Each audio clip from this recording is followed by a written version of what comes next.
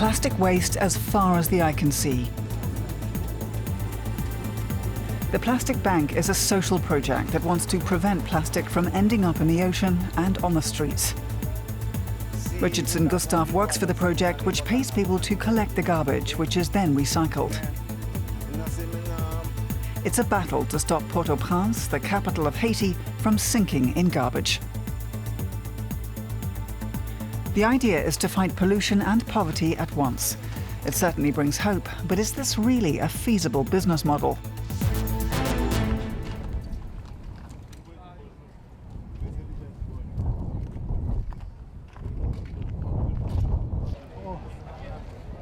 All the trash that you see that's in the canal basically come from up top where the canal is wider. Basically, this canal if you can look at it all around, is wider than it seems. It's just the fact that the community brings tons of trucks of dirt and just try to push the water back. I mean, when I see it, I see a change. I want to see what I can do to change it. What does it take to change it, you know? So that's really what I see. I want to see what it takes to change it when I look at this, you know, because it's getting out of hand. Aptly nicknamed the Styro River, this is the tragic symbol of a city drowning in trash. The air smells rotten. There is no functioning garbage collection system in Port-au-Prince, which has 2.5 million inhabitants. Most trash lands on the streets and in the river. The Plastic Bank wants to prevent it from eventually ending up in the ocean. So it buys up plastic waste and recycles it. But it's early days for the social plastic project. There are collection points across the city, which are funded by international firms. Yeah, but you okay?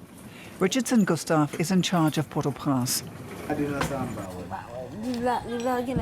It's Saturday afternoon.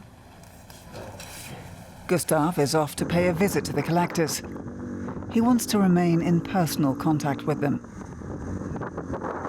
The reason I'm really involved with picking up the plastic is because the collectors feel much more secure with what they're doing when they see someone in charge gets involved in making sure that they're okay. Richardson Gustave was born in Haiti but grew up in the US. He came back after Haiti was devastated by hurricanes and an earthquake. He wants to help his homeland to get back on its feet again. This is the Gris River. This is where the water comes from the mountaintop up in Pétionville, and it comes down here. Over here, as you can see where the smokes are, this is where all the garbage get dumped from, okay? So what I've built with these guys is sort of like a cooperative also. We have on this side right here, we have a few ladies that collect the plastic from when the dump truck come and dump the plastic.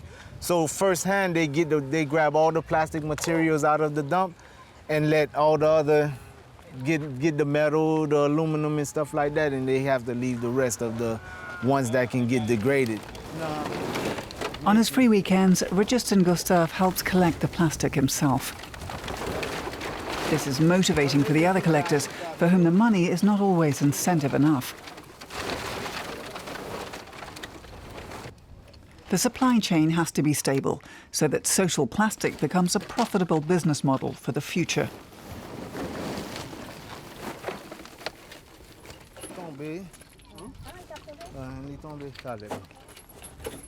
Kesnal Doriska and his family live right next to the garbage dump.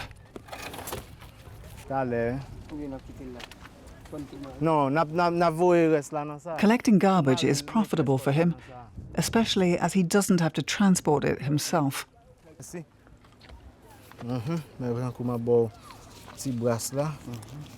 He gets 455 gourd, some €6 for the garbage.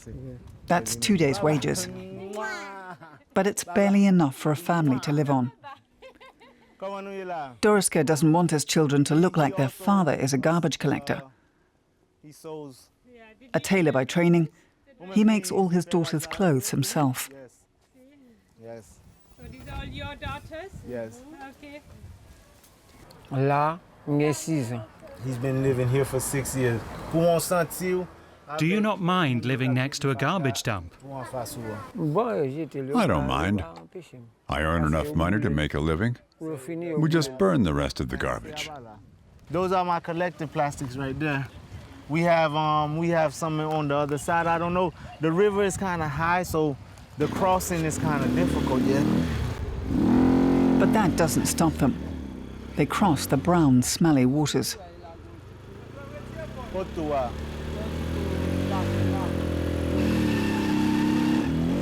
Côté cochon, il est passé? Non, là, vous partez, là. Là, bon, wash you. Non. Passez droite là. Allez là devant, là, droite. It's hot, dirty work.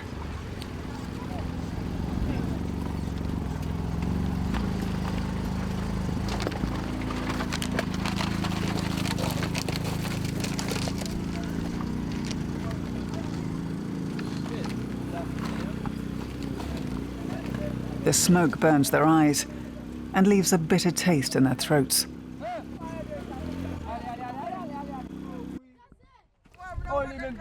Some of the garbage collectors complain.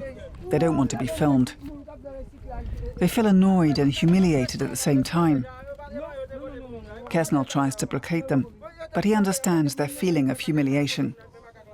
Cardboards and all those type of stuff.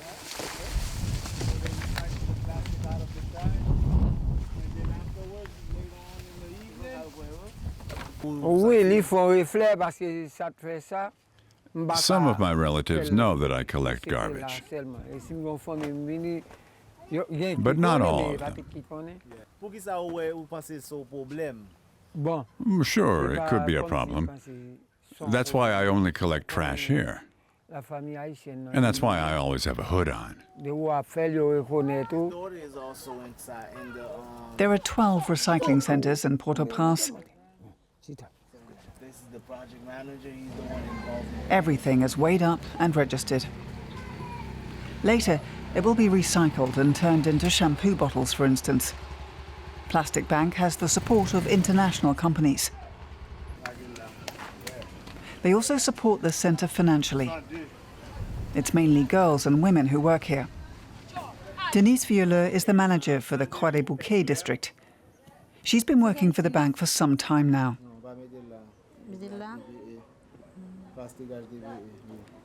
She talks about the project's success. Thanks to the plastic, we have a solar-powered system now, so children have light to study.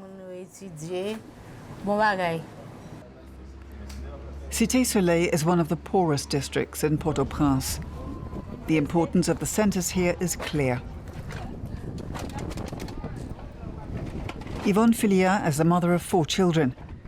She's been working for the Plastic Bank for 3 years. Her entire family collects garbage, earning enough money to pay the school fees, which come to some €300 a year. They now have to collect even more plastic because its price on the market has fallen.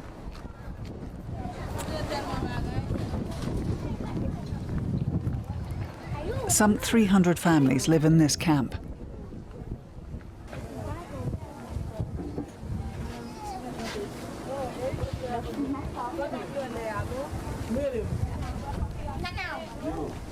Yvonne's family lives in this hut. She complains about the low price of plastic at the moment. I've got dreams, and I thought the plastic would help us. It's all we've got. My husband doesn't have a job, so he also collects plastic. We don't have much money, but it helps us to collect plastic. If I could get another job, I would. At the moment, we've only got plastic, so we collect it. Asked what she did before, Yvonne says she sold goods on the side of the street. She'd like to do that again. The price of plastic is dependent on the price of natural gas. When it's as low as now, it doesn't pay off to recycle. Richardson Gustave and his team also visit schools to teach children about the problem of plastic waste.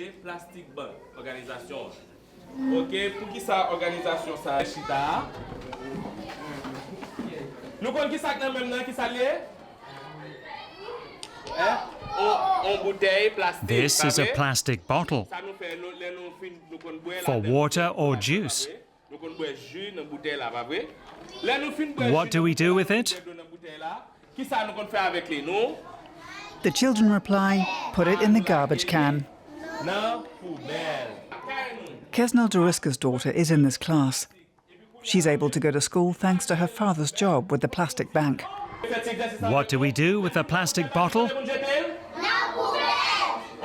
To me, this project means life because it brings another light into our community. It brings another light into the families that we get involved with. It brings life into everyone. So to me, this project means life. It means to live. It means to dream. It means to love. It means to everything, you know? So that's why we put our everything in it, to try to get everyone to get involved in this project, to see how we can get people to just recycle the plastic and keep it from going into the ocean, keep it from going into our streets, into our streams, and, you know, just try to live to see a better world, you know? The big goal is a clean ocean and a bit of cash thanks to social plastic. It's a great idea that may take some time to implement.